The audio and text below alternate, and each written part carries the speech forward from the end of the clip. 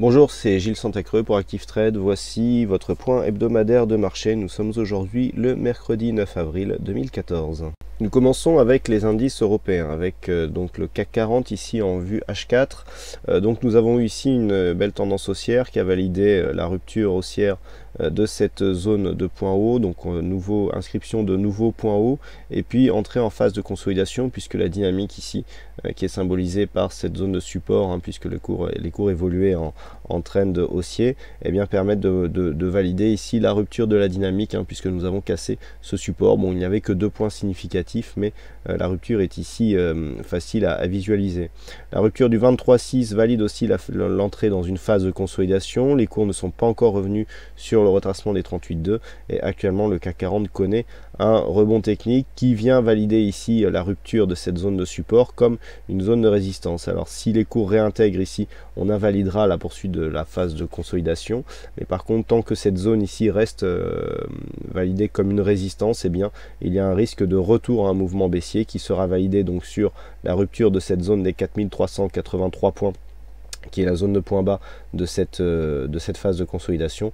Un contact avec le retracement de Fibonacci qui sur cette cotation future se situe à 4374 points, et pourquoi pas une poursuite de la phase de consolidation en direction des 4340 points. Sur le DAX, la consolidation est un peu plus baissière, puisque alors nous sommes d'un point de vue un peu plus global sur un biais beaucoup plus neutre, voire légèrement baissier. Alors la tendance ici est revue à neutre, puisque tout simplement nous sommes venus valider un point haut significatif du point de vue des futurs, en tout cas proche de ce qu'il était précédemment, aux alentours des 9725 points. Donc là on a eu une petite cassure de la résistance baissière qui avait été prise sur les 2 zones de précédents points hauts. Du point de vue de la tendance un plus court terme, nous avons quelque chose qui ressemble au CAC 40, puisque nous avons ici une phase de hausse. L'inscription du nouveau point haut nous permet de mettre une base sur le retracement de Fibonacci pour constater que là le retracement des 38,2% a bien été atteint sur le DAX et fait suite à la rupture de cette zone de support, rupture du 23,6 pour l'instant. Donc le DAX a validé un contact avec les 38,2. La hausse du jour n'invalide pas totalement le signal de consolidation, puisque suite à ce contact ici sur la bande de Bollinger inférieure, on revient sur une moyenne mobile 20 exponentielle. On sait que en H4 cela peut représenter un signal de vente qui serait confirmé sur un retour ici sur la zone des 9435 points, puisque c'est la zone de point bas que nous avons ici, retracement des 38,2%. et certainement un contact avec la bande de Bollinger inférieure. Donc pour l'instant, un rebond qui n'est que technique, mais une tendance qui d'un point de vue court terme reste baissière. Sur les indices américains maintenant, nous avons un S&P 500 ici en daily qui se trouve toujours dans une phase haussière d'un point de vue court moyen terme. Si nous passons maintenant en H4, nous avons une neutralisation ici qui se fait dans une zone de range définie grossièrement entre 1830 et 1890 points.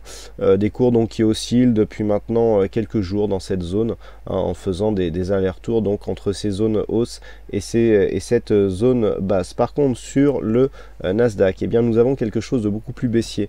D'un point de vue court terme, on voit bien ici une évolution baissière donc qui se fait sous une résistance, ce qui est relativement visible ici, et qui nous donne sur la vue daily quelque chose de plus tranché, puisque nous avons ici sur cette évolution visuellement une rupture de cette zone de support qui d'un point de vue donc daily nous indique une cassure de la dynamique. Nous étions ici dans un joli trend haussier, il y a rupture ici, et si on applique les retracements de Fibonacci sur la tendance directe, vraiment avec un vrai départ de dynamique ici, nous avons une tendance qui casse ici, donc qui casse la zone de support, et qui vient attaquer ici le retracement des 23,6, ce qui signe donc le début d'une entrée en phase de consolidation.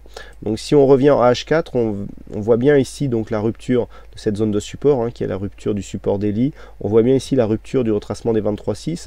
Donc attention à cette alerte. On a des divergences, pas au sens pas au sens où on l'entend d'habitude, mais on a des indicateurs qui sont partagés avec un MACD qui irait plutôt dans le sens de la hausse et un stochastique qui donnerait plutôt un signal de surachat.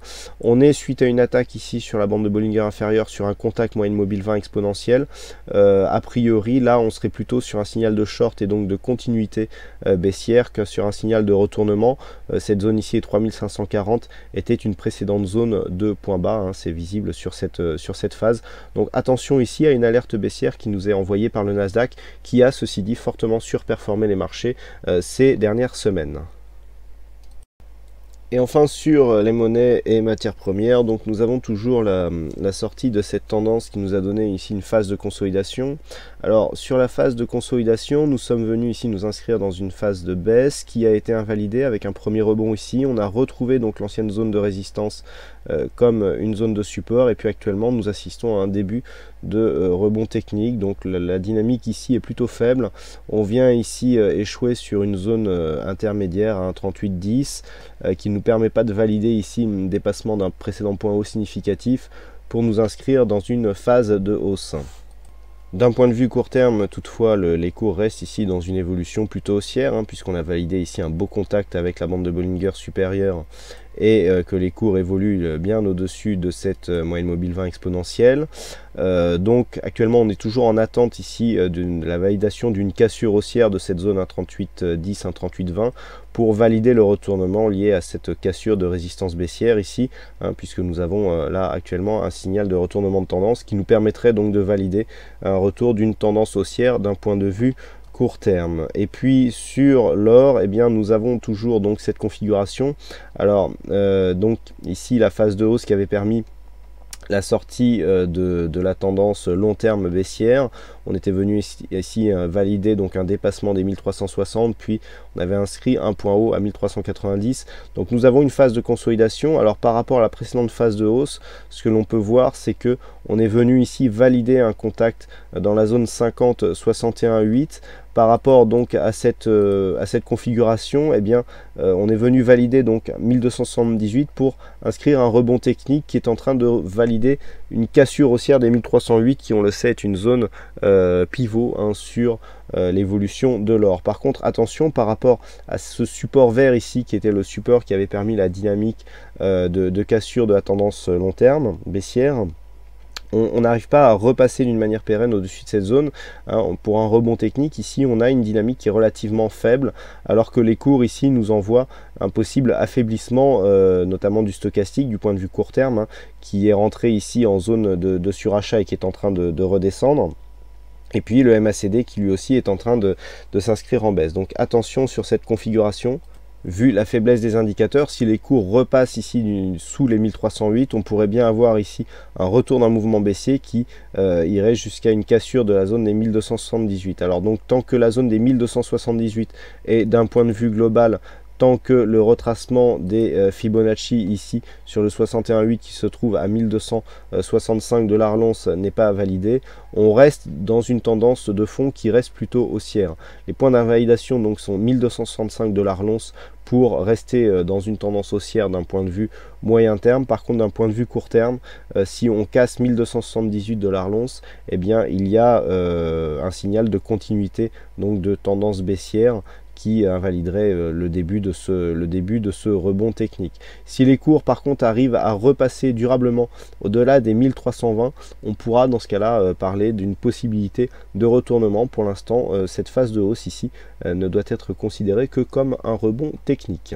Voilà donc ce que nous pouvons dire sur ce point hebdomadaire de marché. Il ne me reste plus qu'à vous souhaiter à toutes et à tous une bonne semaine, bonne chance dans vos prochains trades, et on se retrouve dès mercredi prochain pour le prochain point hebdomadaire de marché avec Active Trade.